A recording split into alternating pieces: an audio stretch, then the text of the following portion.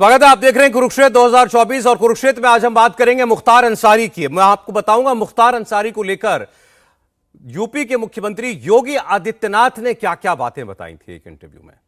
उनसे जब एक इंटरव्यू मैंने किया तो उसमें मुख्तार अंसारी का जिक्र आया और योगी आदित्यनाथ ने तब कैसे बताया कि कैसे शुरू हुआ था इस शख्स का जुर्म का सफर, वो बात आगे। लेकिन पहले आपको एक अपडेट दे दूं, मुख्तार अंसारी का शव बांदा से गाजीपुर के लिए रवाना हो गया है और मुख्तार के शव का पोस्टमार्टम होने के बाद पुलिस उसके शव को शव वाहन के जरिए गाजीपुर के लिए रवाना हो चुकी है और बहुत सुरक्षा के बीच ले जाया जा रहा है उसके शव को। तकरीबन 1 दर्जन गाड़ियों का काफिला है जिसके साथ मुख्तार अंसारी का शव गाजीपुर ले जाया जा रहा है।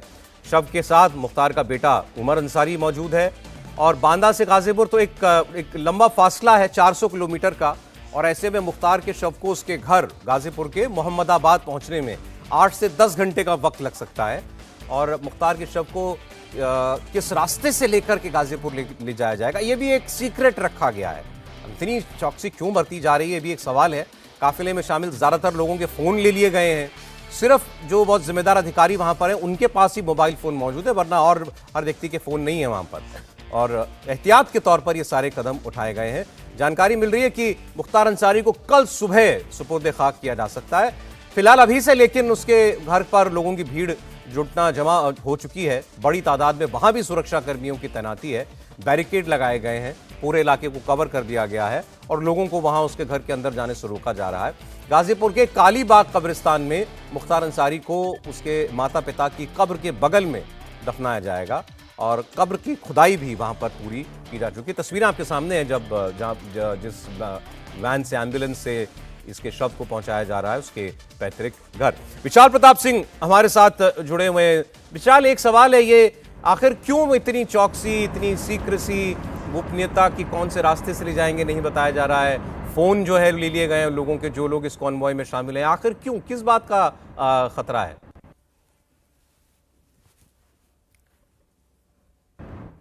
देखिए सौरभ, प्रशासन और पुलिस इस पूरे मामले में बहुत ज़्यादा संजीदगी बरत रही थी और यही वजह है कि मुख्तार अंसारी के शव वाहन का जो पूरा रूट होगा, आखिर वो कौन सा रूट होगा, किस रूट से लेके जाया जाएगा। और जैसा कि इस समय हम बुंदेलखंड एक्सप्रेसवे पर मौजूद हैं, हमारा भी जो काफिला के साथ साथ चल रही है इंडिया टीवी की टीम भी, जो हमारे पास जानकारी है सौरभ, उसके मुताबिक मुख्तार अंसारी के चूँकि जराइम की दुनिया के इतने सारे मामले थे, इतने सारे उसके दुश्मन थे, तो प्रशासन को भी लगता है, पुलिस को भी लगता है कि भले ही उसकी मौत क्यों ना हो गई हो, लेकिन उसके नज़दीकी रिश्तेदार की बात कर लिया जाए, उसके बेटे उमर अंसारी की बात कर लिया जाए, उसकी जो बहू है निकहत अंसारी की बात कर लिया जाए, ये सारे लोग इस काफिले में जा रहे हैं बांदा से लेकर के गाजीपुर, जिसमें 430 किलोमीटर का ये सफ़र है, जिसमें 8 से 9 घंटे लगेंगे। और चूंकि प्रशासन को इस बात की जानकारी थी कि पंचनामा करने में, पोस्टमार्टम करने में वक्त लग सकता है, समय ज़्यादा लग सकता है और रात में भी हमको ट्रैवल करना पड़ सकता है। क्योंकि मुख्तार अंसारी की जो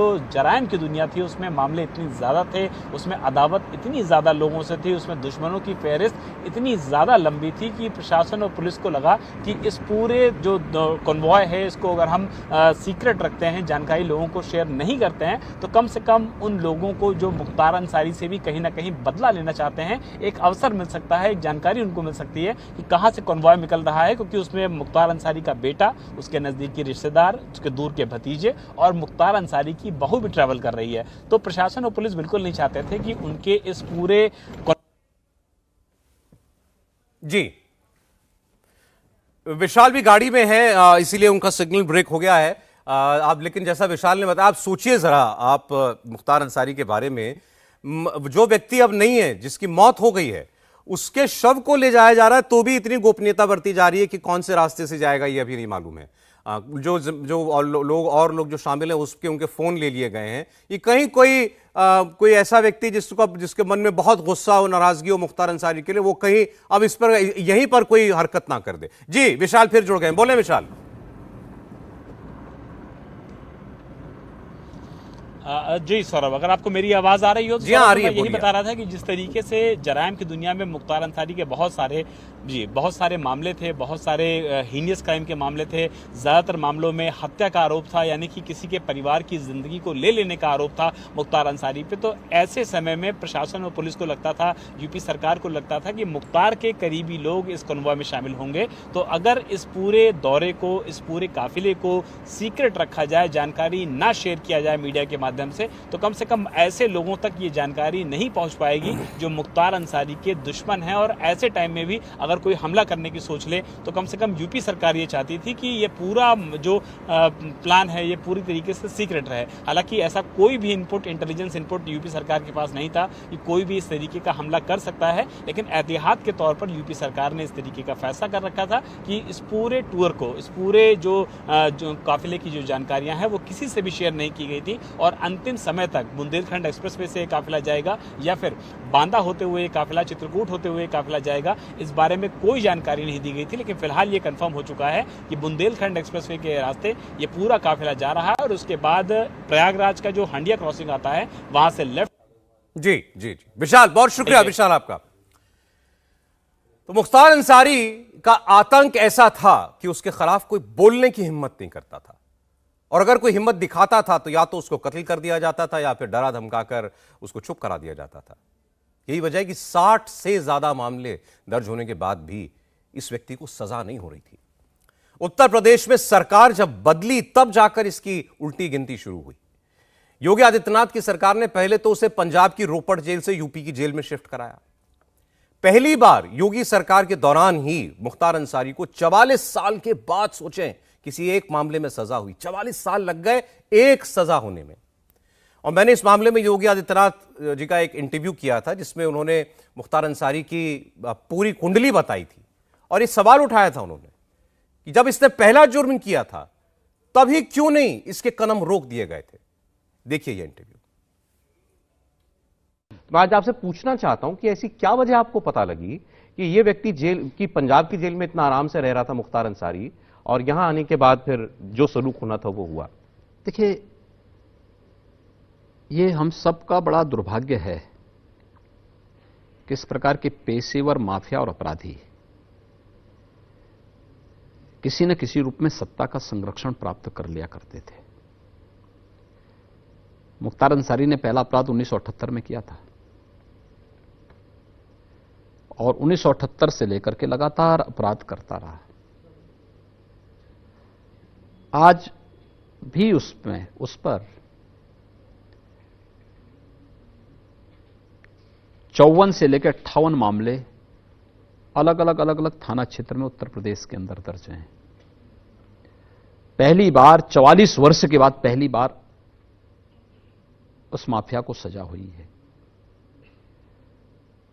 एक लोअर कोर्ट से हुई है, एक मामले में, दो मामलों में लोअर कोर्ट से हुई है और एक मामले में हाई कोर्ट से हुई है। आखिर क्या कारण है कि लोग हत्या करें, अपहरण करें, जबरन कब्जा करें और कोई इनके खिलाफ गवाही नहीं देता? क्या कारण है कि सरेआम ये लोग दंगा भड़काएं और एक जनप्रतिनिधि के रूप में वह व्यक्ति अपनी नंगी रिवाल्वर लेकर के और पिस्टल लेकर के लहराते हुए खुली जीप में जाए? और सरकार कर क्या रही थी? क्या कर रही है सरकार? ये काम किसी व्यक्ति का नहीं होना चाहिए। ये तो फोर्स है, उसके लिए दंगा अगर हो रहा है फोर्स रोके उसको, लेकिन नहीं, उसको पूरी छूट दी जाती है। आप उस तस्वीर की बात कर रहे हैं मुख्तार अंसारी मऊ में जीप के ऊपर बैठ के चल रहे? मैं उसी की बात कर रहा हूं। इसी प्रकार की स्थिति प्रयागराज में भी थी। अति क्या बात, क्या स्थिति बना के रखी थी? सैकड़ों एकड़ शासन की भूमि को, विकास प्राधिकरण की भूमि को कब्जा करके वो कॉलोनी बसाया जा रहा है। कोई रोकने वाला नहीं, कोई टोकने वाला नहीं। अपराध पे अपराध किए जा रहे थे, यानी कहीं भी कोई उसके खिलाफ बोलने वाला नहीं। आखिर किसी को तो स्टैंड लेना पड़ेगा। और कब तक चलेगी अराजकता? एक व्यक्ति के लिए हम 25 करोड़ आबादी के जीवन को दांव में लगा दें? ये नहीं हो सकता। हमारे लिए उत्तर प्रदेश की जनता महत्वपूर्ण थी और इसलिए हम लोगों ने कहा कि नहीं, अगर इन माफियाओं से हम सख्ती से निपटेंगे नहीं तो 25 करोड़ प्रदेश की जनता के हितों के लिए फिर हम कुछ भी करने में सफल नहीं होंगे। और उत्तर प्रदेश के परसेप्शन को तो बदलना ही पड़ेगा। प्रदेश में कानून का राज होगा, उत्तर प्रदेश दंगा मुक्त होगा, बिना भेदभाव के शासन की योजना जब हर जाति, मत और मजहब के लोगों को मिल रहा है, किसी के पर्व और त्योहार में किसी प्रकार का डिस्टर्बेंस नहीं है, सबको फ्रीडम है हर प्रकार की, तो फिर अराजकता फैलाने की और दंगा करने की छूट भी किसी को नहीं देंगे। और हम लोगों ने पहले दिन सब पे बराबर लागू किया और कानून आज भी प्रदेश के अंदर सब पे बराबर लागू होता है। इसके लिए आपको कोई खासकर पुलिस महकमे में कोई बदलाव करना पड़ा? पुलिस को कोई खास निर्देश देने पड़े? देखिए, फोर्स वही है, लेकिन हां, पुलिस में हमने व्यापक रिफॉर्म की है। पुलिस आधुनिकीकरण के लिए कदम बढ़ाए। उत्तर प्रदेश पुलिस को तकनीकी दृष्टि से सक्षम बनाया। हमने पुलिस भर्ती की प्रक्रिया को पारदर्शी तरीके से संपन्न किया। 1,60,000 पुलिस की भर्ती को किया था और प्रदेश के सभी 60 जनपदों से उसमें भर्ती हुई। सभी 75 जनपदों से सभी 1 लाख भर्ती पुलिस की भर्ती हुई है पूरे प्रदेश के अंदर। उनकी ट्रेनिंग करवाई गई, ट्रेनिंग की क्षमता का विस्तार करवाया गया। और यही नहीं, हम लोगों ने फॉरेंसिक लैब हर रेंज स्तर पर बनाने की कार्रवाई को आगे बढ़ाया। साइबर थाने हर रेंज स्तर पर बनाए। उत्तर प्रदेश अपना यूपी फॉरेंसिक इंस्टीट्यूट स्थापित कर रहा है। इस सत्र में उसमें क्लासेस भी शुरू हो जाएंगी। ये कदम बढ़ाने के साथ एसटीआरएफ का गठन पहली बार यूपी के अंदर हुआ। 54 पीएससी की कंपनियां समाप्त कर दी गई थी, उनका पुनर्गठन हुआ। और प्रदेश के अंदर मेट्रो, एयरपोर्ट और औद्योगिक संस्थानों की सुरक्षा के लिए स्पेशल सिक्योरिटी फोर्स का गठन भी इस दौरान हम लोगों ने किया है। एसटीएफ और एटीएस का भी स्ट्रेंथन किया गया और इनको तकनीकी दृष्टि से सक्षम बनाया गया, तब जाकर के हम लोग इस कार्यक्रम को आगे बढ़ा पा रहे हैं। लेकिन इस आरोप पर आपको क्या कहना है कि आपकी सरकार में एनकाउंटर होते हैं और वो उन एनकाउंटरों में भी फिर भी बताया जाता है कि मुसलमान ही मारा जाता है, मुसलमान के पांव में गोली लगती है। आरोप तो कोई भी लगा सकता है। मुझे लगता है हर एक व्यक्ति को अपनी बात बोलने का अधिकार है। मुझे एक बात बताइए, उत्तर प्रदेश के भी बहुत सारे पुलिसकर्मी इस दौरान शहीद हुए। 25 करोड़ की आबादी है। हमारा जवान अगर कहीं शहीद हो जाता है तो क्या वो वैसे ही अपने को दांव लगा रहा है? उन दुर्दांत माफिया और अपराधी जो पैरेलल सरकार चलाते थे, उनसे लड़ना आसान काम नहीं था। कौन उनके सामने बोलता था? मैंने बताया ना आपको, मुख्तार अंसारी ने पहला अपराध कब किया था? 1978 में किया था। पहली हत्या 1981 में की थी। कोई मुझे बताएगा कि 1981 और 1978 में हुआ अपराध में क्यों नहीं उसमें कार्रवाई हुई? क्यों नहीं उसके बाद लगातार उस पर शिकंजा कसा गया? वो हत्या पे हत्या करता गया, अपराध करता गया। कैसे वो एमएलए हो गया? कैसे वे लगातार विभिन्न जो भी दल सत्ता में आता था उसका शागिर्द बन जाता था? कोई बात तो रही होगी ना कहीं कोई संरक्षण तो रहा होगा ना। जाहिर ये चीजें दिखाती हैं कि एजेंडा हमारा क्या है। इन माफियाओं को बचाना, इन संगठित गिरोहों के संचालकों को बचाना है, या फिर उत्तर प्रदेश की 20, 22 या 25 करोड़ आबादी के हितों को संरक्षण देते हुए यहां के किसानों के लिए, यहां के नौजवानों के लिए, यहां की बहन बेटियों के लिए हमें कुछ करना है। अगर गांव, गरीब, किसान, नौजवान, महिलाएं ये सभी एजेंडे के हिस्से होते तो मुख्तार और अतीक अहमद जैसे माफिया नहीं पैदा होते, कतई नहीं पैदा हो सकते थे। क्योंकि ये हमेशा विकास के मार्ग में के बैरियर रहेंगे, हमेशा किसी भी राज्य के लिए और किसी भी व्यवस्था के लिए एक चुनौती बने रहेंगे। और हमें हर हार में इस प्रकार की किसी भी कुप्रथा को, माफिया किसी भी प्रवृत्ति का हो और किसी भी रूप में हो, उसको नकारना चाहिए, उसके खिलाफ मोर्चा लेना चाहिए। योगी आदित्यनाथ का इंटरव्यू आपने सुना और वो पूछ रहे हैं आज के और नेताओं से कि 1978 में पहली बार अपराध करने वाला मुख्तार अंसारी उसी वक्त जेल में क्यों नहीं चला गया? 44 साल क्यों लग गए इस आदमी को एक अपराध में सजा होने में?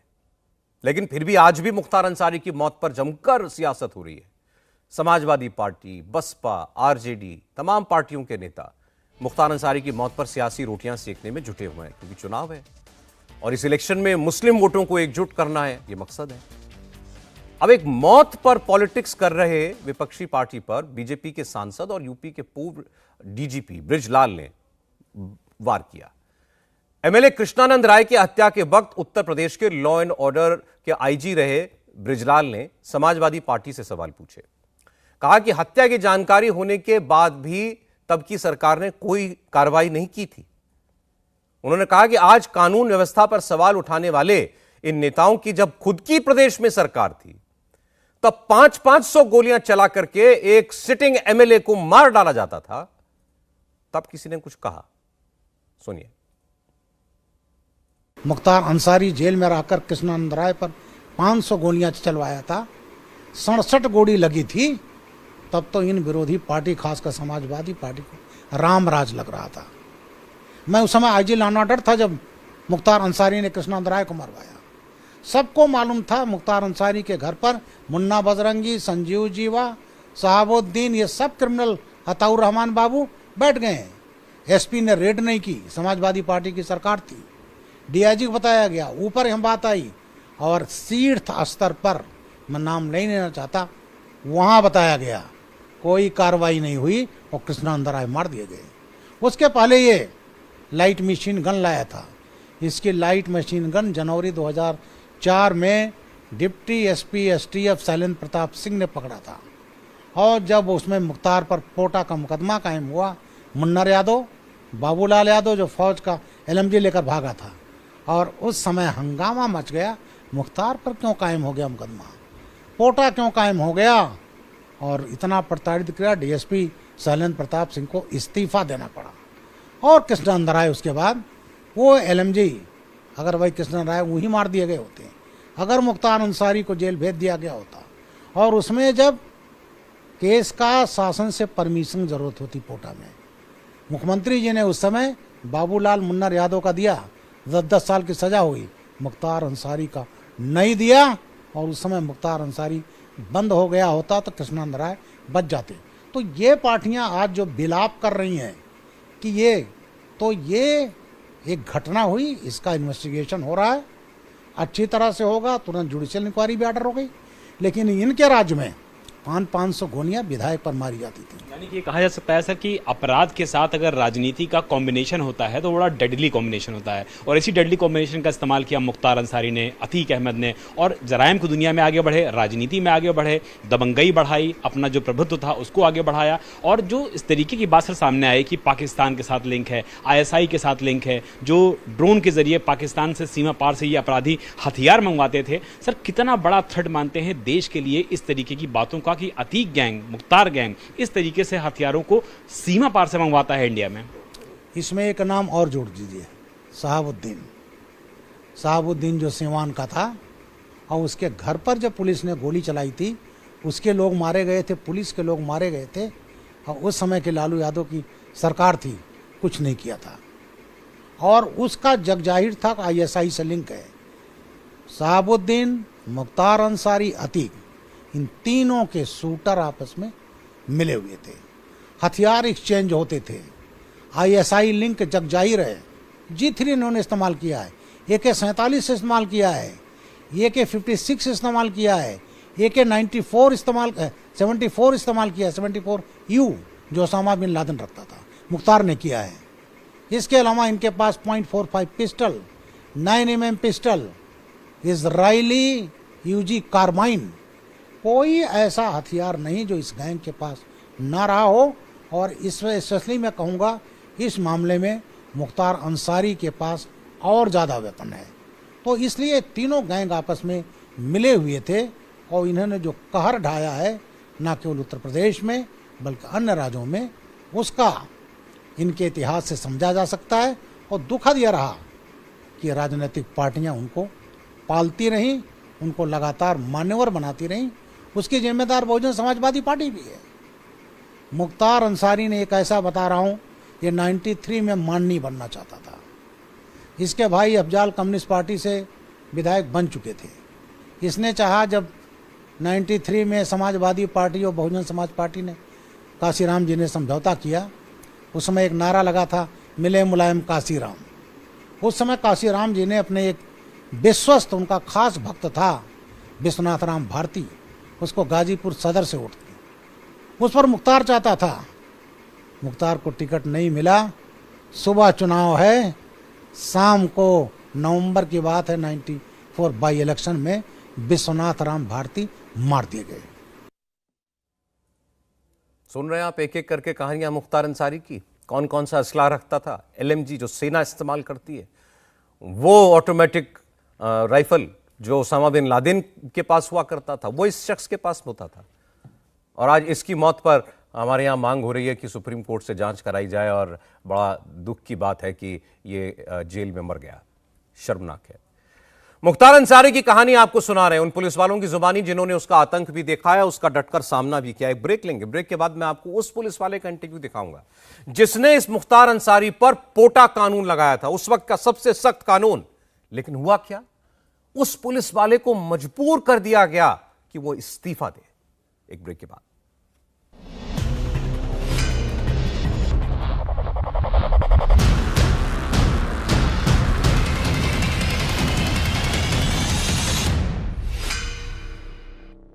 कुरुक्षेत्र में आज आप देख रहे हैं कहानी मुख्तार अंसारी की। उत्तर प्रदेश के एक विधायक थे कृष्णानंद राय, भाजपा के। हमेशा बुलेट प्रूफ गाड़ी से चलते थे, मतलब जिस पर राइफल की गोली भी चला दी जाए तो असर नहीं होगा। यह वजह थी कि कृष्णानंद राय की हत्या की प्लानिंग में जुटा मुख्तार अंसारी कामयाब नहीं हो पा रहा था। सोचिए उसने क्या किया होगा। उसने एक LMG खरीदी, लाइट मशीन गन खरीदने की एक डील।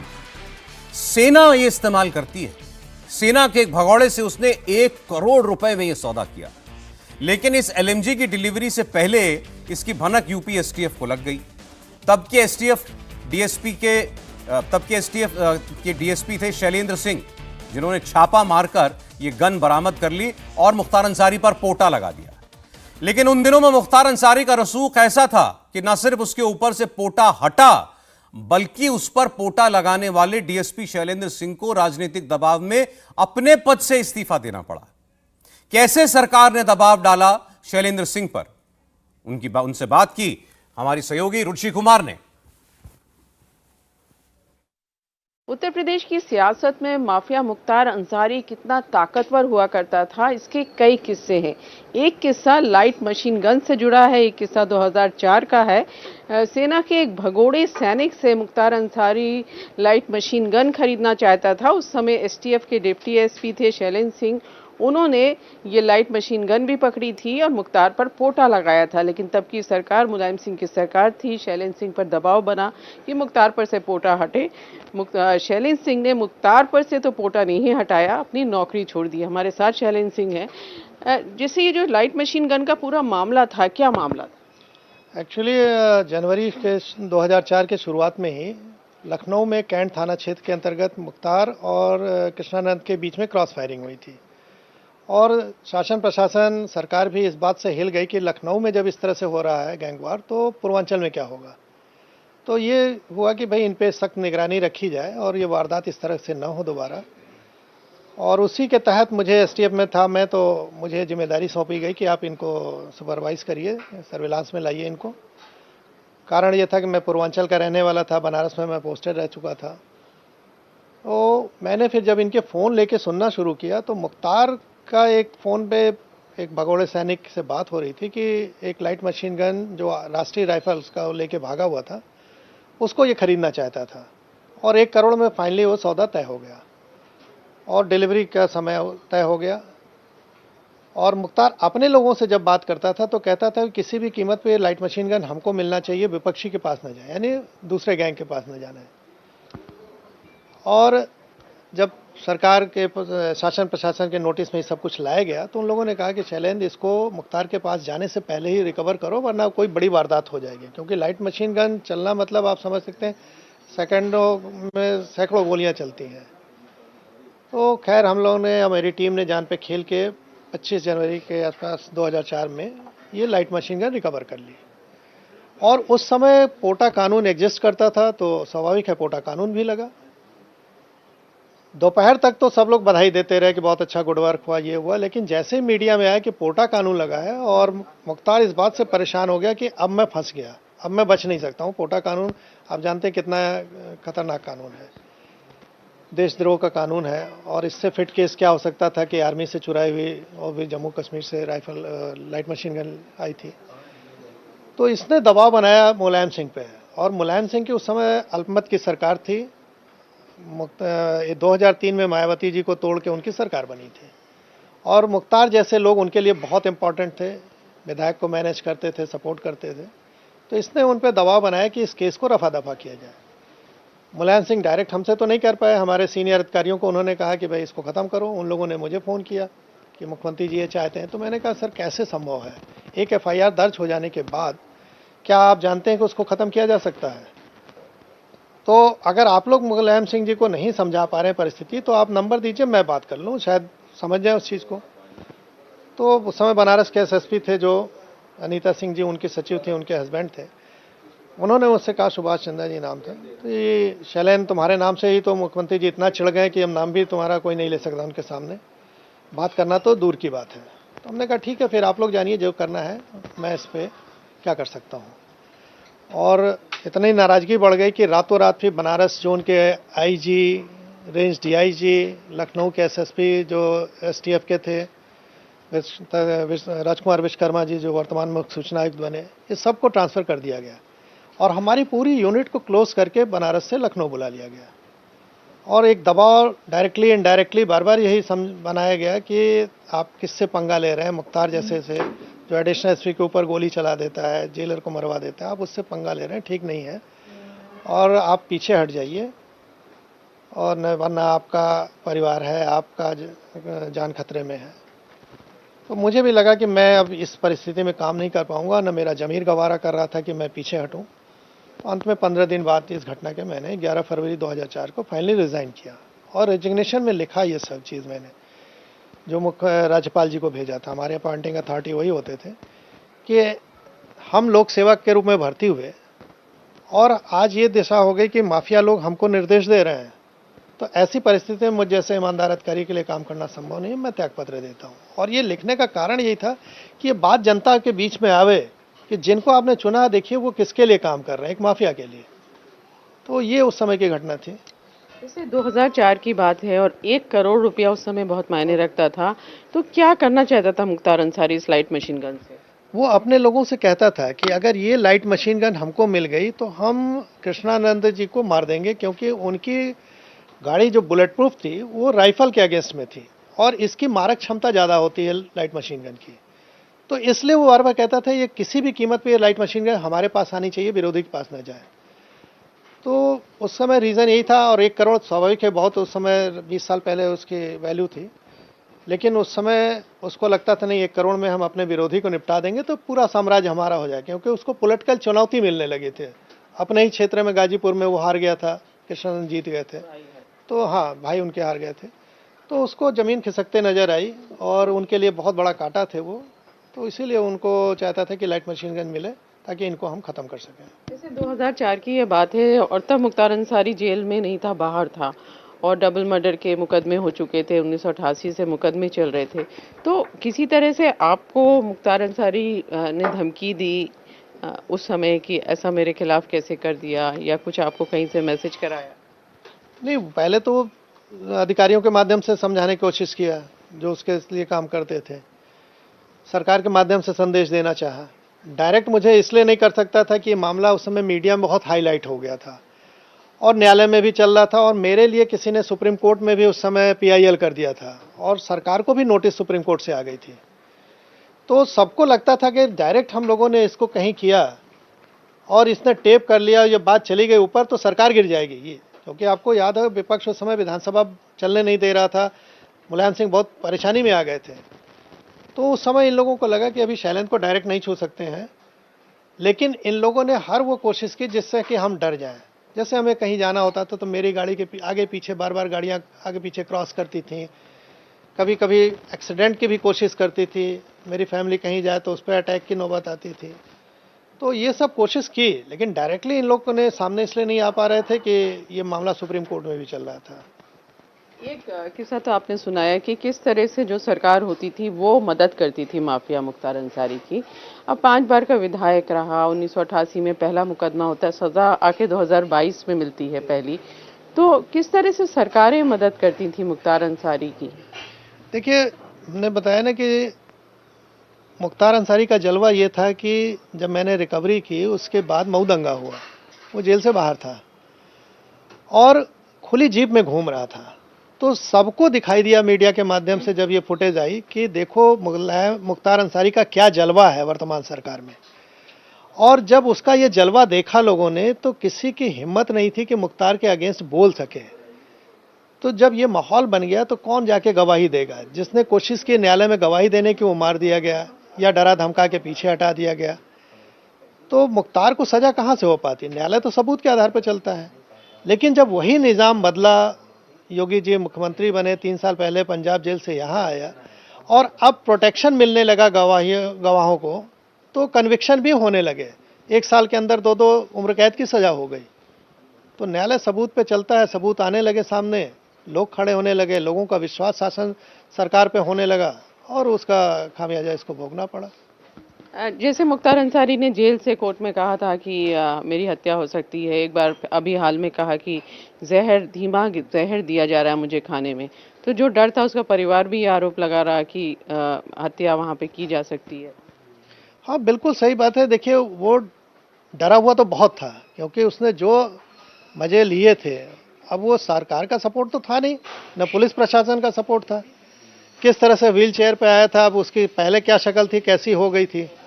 तो हर समय डरता था वो कि मेरा जो साम्राज्य कायम किया था गैंगस्टर एक्ट के तहत वो सब कुर्क किया जा रहा है। तो डर तो खौफ अब इसके अंदर बैठ गया था, जो लोगों में इसने बैठाया था वो वापस इसमें बैठ गया। और ये कोशिश करता था चालाकी से कि किसी तरह हम उत्तर प्रदेश के जेलों से बाहर जाके किसी अदर स्टेट में हो जाए। जैसे पंजाब जेल में रह रहा था और वहाँ ऐसे रह रहा था, कांग्रेस की सरकार थी, वहाँ ऐसे रह रहा था। तो ऐसी दशा में ये कोशिश कर रहा था, माहौल बना रहा था। अगर इसकी हत्या मान लीजिए कल को डेथ नहीं होती हार्ट अटैक से, तो न्यायालय में इसी चीज़ को ले जाके बढ़ा के ये कोशिश करता कि हमारा जेल यहाँ से बदल जाए, उत्तर प्रदेश से बाहर चले जाए। लेकिन कर्म आपके सामने आते हैं। जो डर आपने साम्राज्य का कायम किया था, लोगों को डराया था, वही डर अब आपको ले बीता और उसी का परिणति हुई कि हार्ट अटैक से इसकी डेथ हो गई। तो कहीं जो इनका परिवार या विपक्षी पार्टियां लगा रही आरोप कि धीमा जहर दिया गया, उसमें कोई तथ्य नहीं है। कोई भी सरकारी अधिकारी कर्मचारी, चाहे जेल का हो चाहे डॉक्टर हो, कभी भी अपनी नौकरी दांव पर लगा के ये काम नहीं करेगा, क्योंकि उसको मालूम है कल को कोई नहीं खड़ा होगा, हमारा परिवार भोगेगा, हमारी नौकरी जाएगी, कल को हम जेल जाएंगे। तो ये संभव नहीं है जहाँ तक मेरा अपना अनुभव है। जैसे इस पे अब मुख्तार अंसारी की मौत के बाद सियासत भी बहुत हो रही है। अखिलेश यादव ने अभी ट्वीट किया है कि अगर जेल के अंदर है तो जिम्मेदारी सरकार की है और कानून व्यवस्था शून्य हो गई है, सुप्रीम कोर्ट के जज को इसकी जांच करनी चाहिए। मायावती ने भी कहा है जांच होनी चाहिए। तो बिहार से भी इस तरह के ट्वीट्स एक्स पे पोस्ट किए गए हैं। तो जो सियासत है उस पर क्या? देखिए, सियासत मैं बार बार कह रहा हूँ कि अगर क्षणिक लाभ के लिए आप सियासत करोगे गलत मुद्दे पे, तो जनता खारिज कर देगी। अब पहले का ज़माना नहीं रहा, आज इंटरनेट का ज़माना है, ग्लोबल सोच हो रही है लोगों की, खासकर युवा पीढ़ी की। तो वो देख रही है कि आप किसके सपोर्ट में खड़े हो रहे हैं। अखिलेश यादव जी जो आज सपोर्ट में ट्वीट कर रहे हैं, कल को कितना भारी पड़ेगा इन्हें अंदाज भी नहीं है, ना इनकी वो समझ है, इसीलिए सत्ता से बाहर है ना। मुझे लग रहा है कि अभी इन लोग की और दुर्गति होनी बाकी है। आपने देखा 3-3 इनके कैंडिडेट बदलने पड़े, पहले दिया किसी को, फिर दूसरे को, फिर तीसरे को, 10 मिनट पहले सिंबल दे रहे हैं। तो ये सब क्या दर्शाता है कि जब छोटी सोच लेके राजनीति करोगे तो आप टिकोगे नहीं दूर तक। बड़ी सोच लेके राजनीति करोगे, जनता के हित में काम करोगे, तो ही जनता आपको स्वीकार करेगी। और जमाना बदल गया है, सोशल मीडिया के माध्यम से रातों रात इंटरनेट के माध्यम से लोगों तक बात पहुंचती है। और रही बात जांच की, तो जांच में इस चीज़ सामने आएगा। लेकिन मेरा जो अनुभव कहता है कि कहीं कुछ नहीं आने वाला है, ये केवल एक वहम है जो उन लोगों ने बना रखा है और वो बहुत टिकता नहीं इस तरह के वहम। मुख्तार अंसारी की जिस दौर में हुकूमत चलती थी, समानांतर सरकार चलती थी, उस वक्त का माहौल कैसा था? माफिया, डॉन, गुंडों, इन सब का राज कैसे होता था? इसकी कहानी आप सुन रहे हैं। अब एक ऐसे पुलिस वाले की कहानी, उन्हीं की जुबानी, जिन्होंने उत्तर प्रदेश का डीजीपी बनने के बाद सबसे पहले माफियाओं की सूची तैयार की। कहने की बात नहीं कि मुख्तार अंसारी और उसके गैंग का नाम उसमें सबसे ऊपर रहा होगा। यह है उत्तर प्रदेश के पूर्व डीजीपी प्रकाश सिंह। प्रकाश सिंह ने बताया कि मुख्तार भले ही माफिया था, लेकिन गिरफ्तारी का डर भी था उसे, और इस डर की वजह से वो फरार भी हुआ था। डीजीपी थे उत्तर प्रदेश के, तो आपने उसका पूरा घटनाक्रम देखा है कि किस तरीके से उसने बाहुबल के सहारे माफिया बनने तक का सफर तय किया। आपके संस्मरण किस तरीके से रहे हैं? देखिए, मेरे संस्मरण तो 1991 और 93 के बीच के हैं। उस अवधि में मैं डायरेक्टर जनरल पुलिस यूपी था और उस समय भी ये काफ़ी कुख्यात था, पर हाँ, उसका आर्थिक साम्राज्य अभी बहुत ज़्यादा नहीं फैला था और पूरे पूर्वांचल में जिस तरह से बाद में उसका दबदबा हो गया, प्रभाव हो गया, उतना ज़्यादा नहीं था। परंतु यह है कि मतलब one of the notorious mafia dons of UP के रूप में वो जाना जाता था। तो वास्तविकता तो यह है कि उत्तर प्रदेश में पहली बार अगर माफिया के विरुद्ध कोई सघन और प्रभावी अभियान चला था तो वो मेरे कार्यकाल में ही चला था। बीजेपी की सरकार थी और उन्होंने मुझे छूट दे रखी थी कि आप अपराधियों के विरुद्ध जो कार्रवाई ठीक समझते हो करिए। तो मैंने एक प्लान बनाया था, उसके तहत जितने माफिया डॉन थे यूपी में सबके खिलाफ कार्रवाई हुई और कुछ कार्रवाई सफल रही, कुछ कार्रवाई दबाव के रूप में रह गई और कुछ लोगों के विरुद्ध जितना कार्रवाई मैं करना चाहता था नहीं कर पाया था। उसमें मतलब 2 आदमी जो थोड़ा बच गए थे मेरे अभियान में, वो थे एक तो मुख्तार अंसारी और एक डीपी यादव थे। मुख्तार अंसारी बच इसलिए गया क्योंकि वो भाग गया, अपना कार्य क्षेत्र छोड़ के भाग गया। उसके मन में दहशत थी कि यूपी पुलिस हमारा पता नहीं क्या कर देगी, तो इसलिए अपना घर छोड़ के भाग गया था और उसका कहीं अता पता नहीं था। परंतु बाद में मेरे हटने के बाद फिर वो राजनीतिक समीकरण बदले। उत्तर प्रदेश में समाजवादी पार्टी की हुकूमत आई, फिर बहुजन समाज पार्टी की हुकूमत आई, वगैरह वगैरह। वो तो बात का इतिहास है। और उस दौरान इनको राजनीतिक संरक्षण मिला और उस संरक्षण में ये 5 बार शायद एमएलए हुए और पूर्वांचल में उन्होंने अपना एक तरह से आर्थिक साम्राज्य फैला लिया। कोई भी बड़ा ठेका हो, क्या वो सैंड माइंस का हो, क्या वो फिशरीज का हो, कहीं भी हो, ठेका या तो मुख्तार अंसारी को जाएगा या उसके किसी गुर्गे को जाएगा, उसके गैंग के किसी सदस्य को मिलेगा। क्योंकि अगर बात करें तो 1988 में उसके खिलाफ पहला मुकदमा दर्ज हुआ था। तो जब आप डीजीपी बने तो आपने किन किन मुकदमों का संज्ञान लेते हुए मुख्तार पर कार्यवाही करने की सोची और कैसे प्लान बनाया था जिसके बाद मुख्तार को भूमिगत होना पड़ा? देखिए, प्लान तो यही था कि उसको गिरफ्तार किया जाए, पर गिरफ्तारी के दौरान अगर कुछ होता है तो फिर उसका मुंहतोड़ जवाब भी दिया जाएगा। ये पुलिस को बड़े स्पष्ट आदेश थे, क्योंकि वो उस समय तक मतलब ये था कि कभी हथियार लेके घूमता है, कभी कैसे घूमता है, ये इस बात के था। तो प्लान यही था कि जो अब वो मुकदमों की फेहरिस्त मेरे पास इस समय नहीं है कि क्या क्या मुकदमे थे, पर यह था कि इनके खिलाफ एक प्रभावी कार्रवाई तो होनी है, और हुई, और इतनी प्रभावी रही और उसके मन में इतनी दहशत थी कि वो भाग गया और कहाँ भाग गया किसी को पता नहीं। वरना तो मुख्तार अंसारी कहाँ रहता है वो तो सारी दुनिया को पता रहता था। और एक समय ऐसा भी आया मेरे बाद में जब मैंने सुना कि मतलब उन दिनों टोयोटा कॉलिस गाड़ियाँ चली थीं और बड़ी पॉपुलर थीं, तो करीब 6-7 गाड़ियों में वो चलता था आमतौर पे, और हर गाड़ी का एक ही नंबर होता था, रजिस्ट्रेशन नंबर, और पुलिस में कभी ये हिम्मत नहीं थी कि उसकी गाड़ी का चालान कर सके। और उन गाड़ियों में वो रहता था, उसके समर्थक रहते थे, और आपको जान के ताज्जुब होगा 10 से 15 आदमी पुलिस के भी होते थे। वो पुलिस के आदमी कैसे होंगे? अब वो क्या करता था, अपने नाम से, अपने भतीजे के नाम से, बेटे के नाम से, चचा के नाम से, जितने रिश्तेदार सबके नाम से, सबकी जान का खतरा है, सैंक्शन करा लेता था सरकार से कि इनको अंगरक्षक चाहिए, और पुलिसकर्मी सैंक्शन हो जाते थे तो सबको अपने पास रखता था। तो 10-12 जिस गिरोह के साथ 10-12 पुलिसकर्मी चलेंगे तो उसको तो सारी जनता यही समझेगी कि इस गिरोह को सरकार का पूरा संरक्षण और समर्थन प्राप्त है। इसलिए कहीं कोई उसके खिलाफ आवाज़ उठाने की हिम्मत नहीं करता था, और वो अपने मनमाने ढंग से काम करता था। चूंकि उसके मुख्तार अंसारी के ऊपर राजनीतिक शह का भी आरोप लगा कि कई सारे नेताओं ने उसको राजनीतिक शह दिया, तो जब आपने कार्यवाही करने की सोची तो क्या कोई नेता आपको कार्रवाई के लिए रोकने के लिए दबाव आया? उस समय कोई दबाव नहीं था। मुझे बीजेपी की सरकार की तरफ से पूरी छूट थी कि आप प्रभावी ढंग से अपराधियों के विरुद्ध कार्रवाई कीजिए, ये मुझे निर्देश था।